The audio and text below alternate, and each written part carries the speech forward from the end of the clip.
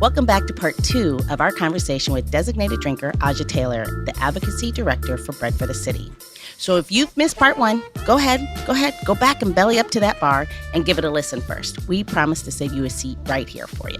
In part 1, Aja, we learned what drew you in, or what you might say pushed you into advocacy work. Mm-hmm. We learned a little bit about Bread for the City, and I know that you have so much more to share. Yeah. I know that I want to know more about how I can contribute, and I'm sure our listeners want to learn how they can contribute, how they can get involved, how they can help their own communities. But first, I want to go just a little crazy. I want us to start off this episode a little different than the others. I want to start off with the cocktail. So we have a little something to sip on as we figure out what else we can do so that we can be better, do better, and contribute. So, it is the season for giving. So, Gina, what do you think? Can we give up this recipe right off the bat? Sure. We can do this, right? Sure.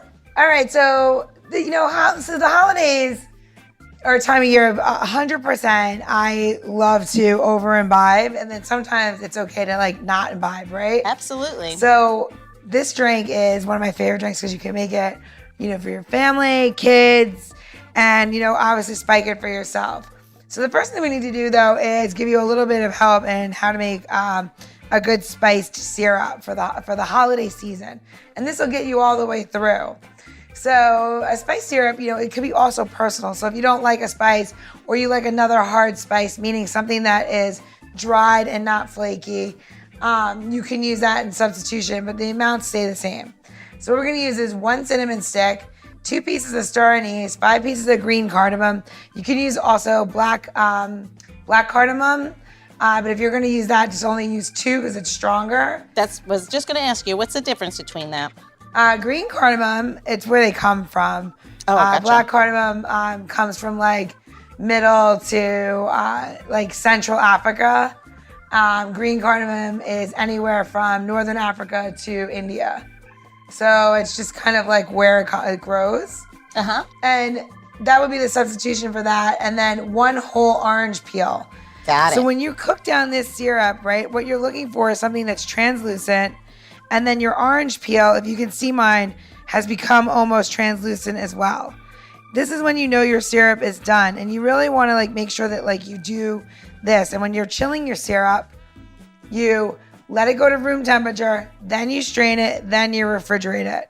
Don't try to take a hot syrup, strain off all the ingredients hot, and then put it in the refrigerator. It will not taste the same.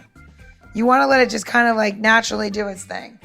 All right, so that is how you would make the spice syrup. And if you missed any of this, you can go to our Instagram to watch the trick on Instagram at Designated Drinker.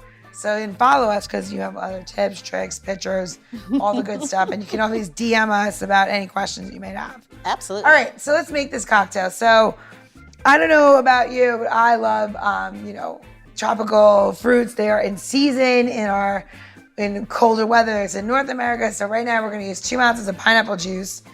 And then we're going to get into 2 ounces of coconut cream. And coconut cream is different than coconut milk. You want the fat. So you're going to use coconut cream. So we're going to use 2 ounces. And you're pouring this all into a shaker tin.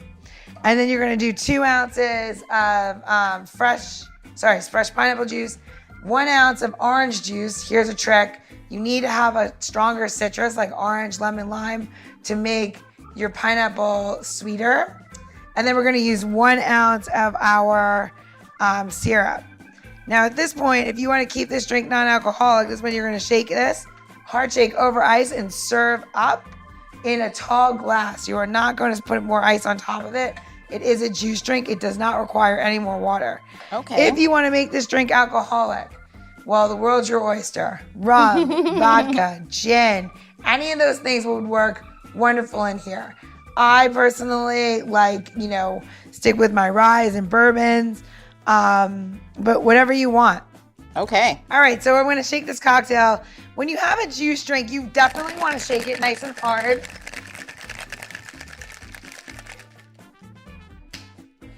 Because you're looking for this foam. See that nice foam you have on top? It's the best. All right, I got frost, Gina. I got frost. You got frost and froth, and then we're good to go. Oh, I don't know about that. My hands are really cold, though. So you want no ice in this, right? no ice. Straight up. All right. But it goes in a tall glass because you just shook this a lot and it has like a lot of acid.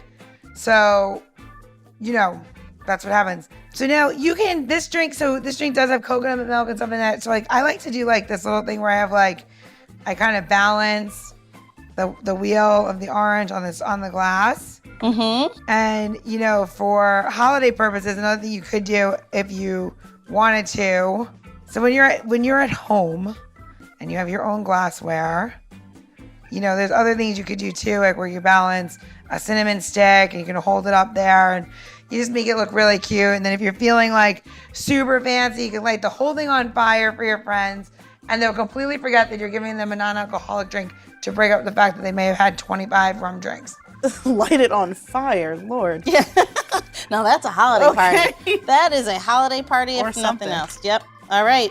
Cute. Yep. Are you spiking Cheers. yours? Oh, yes, I'm going to spike mine. Yeah, hey, spike Gina, I yours. know I had a question. So I was going to ask you, would you do the coconut rum in this why drink, not? or would you just do the straight I do rum? coconut. Okay. Coconut. Mine's non-alcoholic. It is delicious. All right, let's do the C. I have the right designated drinker. She's like, aren't you putting rum in yours? I'm And just like, saying, one of us no, should drink. I know, exactly. I think maybe you should be me. I think I should just go out. I should be done for the year. I should just take off from here on out. It should be turning over the reins of the hosting of the show. Done. Let's do it. It would be. Boom. It wouldn't be a bad thing. I don't Yeah, think. if I get to have mocktails every day, I might take you up on that. Yeah, why not? I'm into it. Diversify, right? Taste Shall we it. toast? We shall. Cheers. Cheers. Oh, that's good. Yeah. Oh, that's. I'm gonna damn. say it would be good without rum, but I'm glad I put rum in mine. And coconut rum is definitely right for this. You were right, Gina, as always. I'm actually really also surprised about the orange juice trick, and now we'll be using that because this does not taste orangey. It doesn't taste orangey at all. Did you ever have an orange Julius? Yes. Yeah, not in a long time. The last time I went to the mall, no. I could literally drink this all day. I mean, I'd be like twice as fat as I am right now, but I love these. So good. You know what this is like? It's like a tropical holiday. It is. Yeah, it's like you get to If go. we went to Fiji. Yeah, or anywhere in the Bahamas. Or Yeah. Alabama, it's fine. I'm already feeling vacation-y. There we go. We're doing it. We're just having. Thanks, Gina. We're going on a little mini vacation Fine. in this glass. Yes.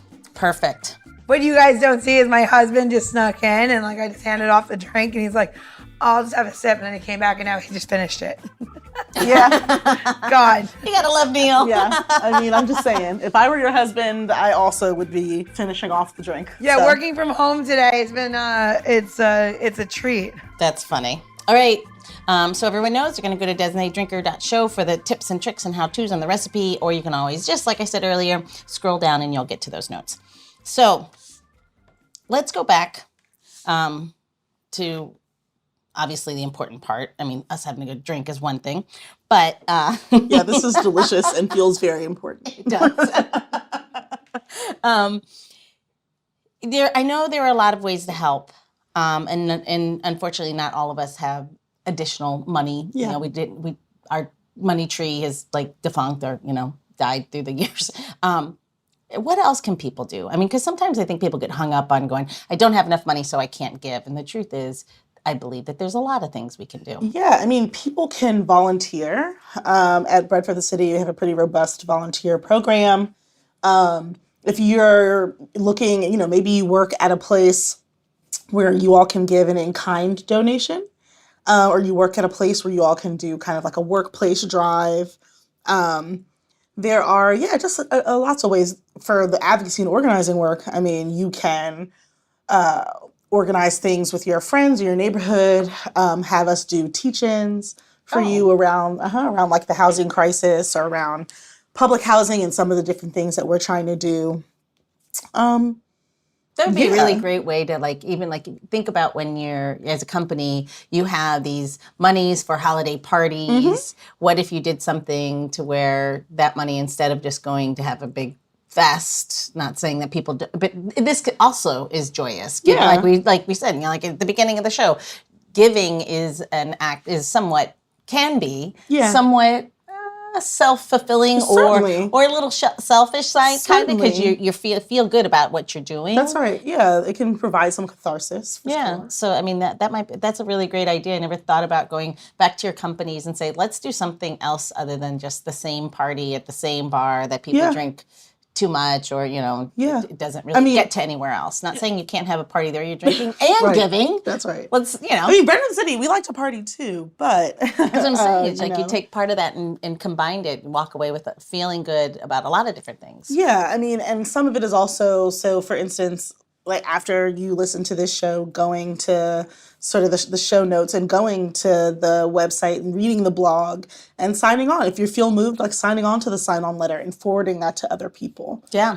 Getting other people involved and letting people in charge know, like, yeah, it's not just folks who care about like sort of the usual suspects. It's not just organizations who work with folks who are experiencing homelessness who care about this. It's all sorts of folks. It's folks listening to podcasts like this who care that people who are living on low incomes are treated well, right? Yeah. And are treated with dignity and respect. Yeah. I mean, I think that's key, especially right there, is just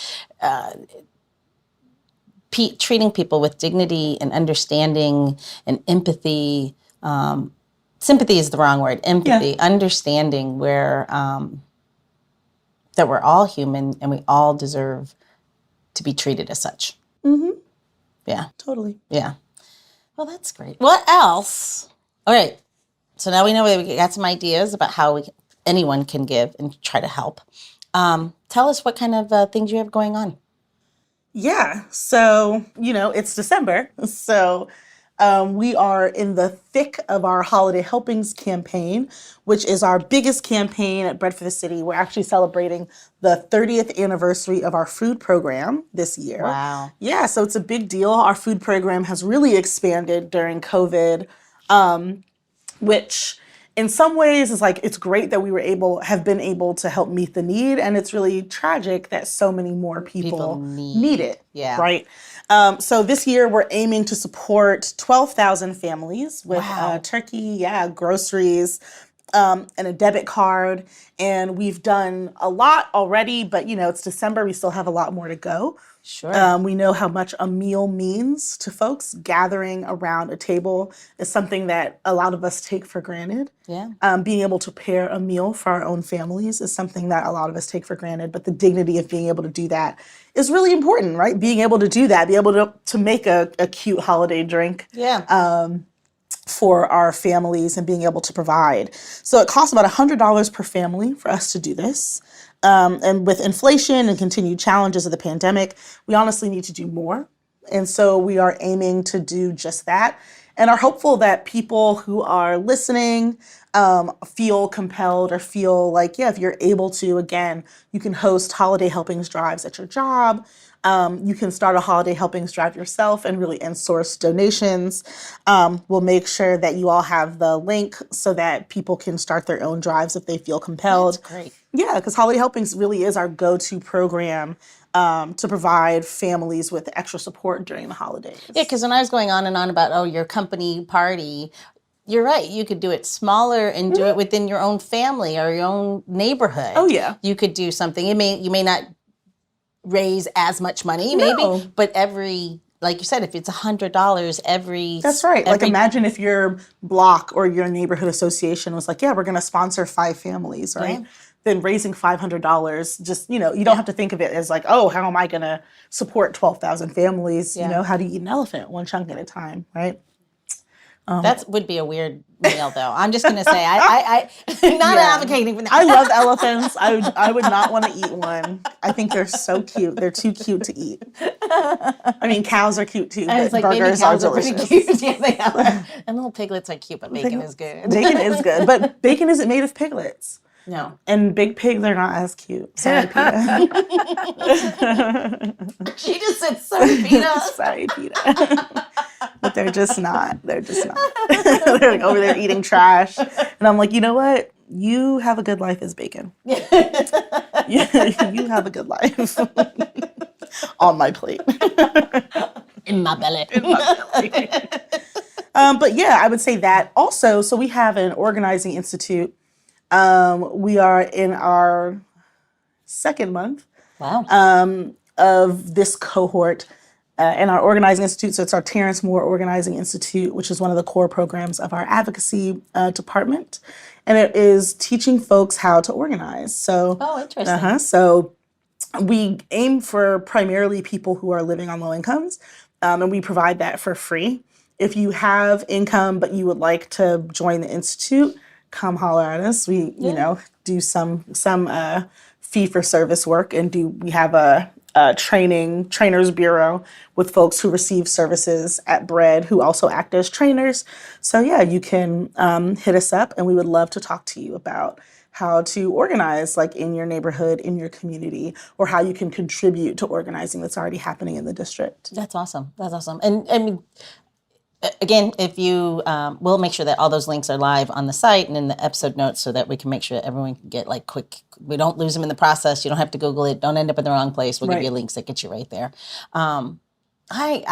You just blew my mind. I don't know why I never thought about you could do something as small as your neighborhood. I mean, literally just going, it's one of those duh moments. Well, because so much of how we're trained to think about social advocacy and justice work or work around justice is big, is monumental. Problems like racism, like xenophobia, like taking on a political system are really big. Yeah. And certainly the thought of doing that alone is like, to say the least. Yeah. And even thinking about what can me and my friends do feels really big. But the thing is, all politics are local. And so if the question becomes, what can we do in our neighborhood? That's a different question. Like, how can our neighborhood contribute to a district that is more racially just, that is more equitable? Becomes a question that people can answer. Interesting. You can even make that smaller. How do I do that in my own home? Certainly. Because it does, I think, learning, although it feels like it's so second nature for you, I think a lot of people weren't brought up in that and don't understand. So if you start learning within the home and start teaching that to your children and learning about yourself. I mean, we could say, teach your children, but you might not know. Yeah, totally. There's something about investing in yourself to understand how can I give more, and there's more that I can do. Again, it's starting with the person in the mirror. Huh? And they're great. This exhibit is gone now, but the Anacostia Museum often has really great exhibits. So the Smithsonian Museum in Anacostia is the only Smithsonian museum like in Southeast. Oh. And it often has exhibits that are rooted in local history, that are rooted in local organizing. So it's another great place to go to learn. It's free. Oh, nice. So to go and to learn about organizing and different things that have happened in the city and how they're connected to other things still going on. And for our listeners who aren't in the DC area, I'm sure if you look hard enough, you'll find it in your own community that those things are there. And maybe it's not your town, maybe it's your next town. Maybe, it's a summer vacation or a summer trip or anything, whatever it is, a summer day out, I guess is what I was trying to get to, just of learning beyond your own circle. Yeah.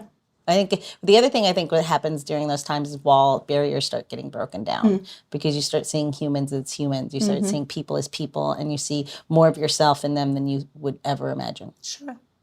So I saw a meme that is like, I can't wait to, I'm so happy with my new pay raise. I can now live paycheck to paycheck. So to the point, I say that because you guys both said it earlier. So sad. That they're so close to homelessness, so close to being to that. It's just a small breaking point, and I'm sure through the last couple of years you've seen. I know I'm speaking to the or singing to the choir rather.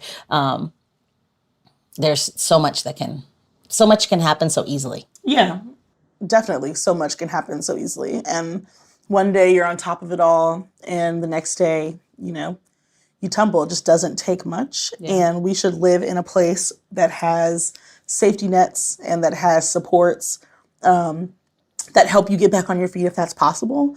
And where it's not possible because of centuries of oppression and disenfranchisement, we should exist in a country, certainly in a city, that says, even with all that, it's important to us to make you whole. And so using resources, a city that sees and a government that sees the utility in spending its resources in ways that make sure that the people are well. Yeah. It's great sentiment for this time of year, but just about any other day of the year. Yeah. It's not just once a year. No, for sure. Yeah, I can see it in your eyes. For sure. Well, Gina, do you have anything? Yeah, I'm just keep thinking like there's so much everyone can do. And it's like one step at a time, but everyone needs to like get involved. And I don't want to be a downer, but I will say this, and I'm going to advocate for the restaurant community in Washington, D.C. and everywhere in the U.S.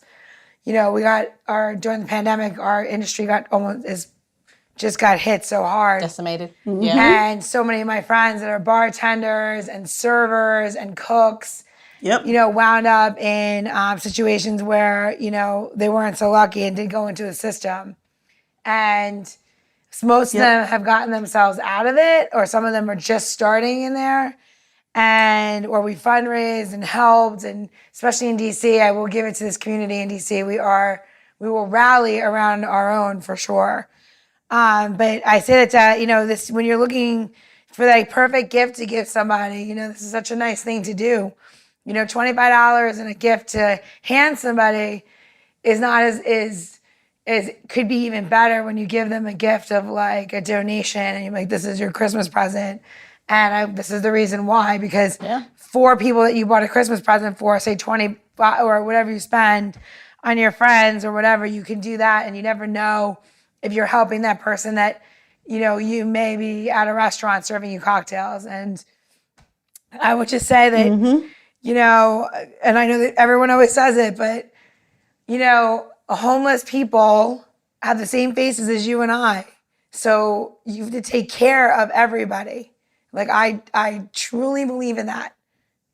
Anybody that knows me knows I give far beyond my scope. So keep doing what you're doing. And I have one last question before I get all emotional during this holiday season. Yes. All right. So, you know, I want to know if there's a spirit ingredient that would describe you. Like, you know, do you really identify your personality with, you know, I don't know, garlic or something like that? And why would that be? I ward off vampires, Gina. I hate vampires too. No, just kidding. Vampires out there. All monsters matter.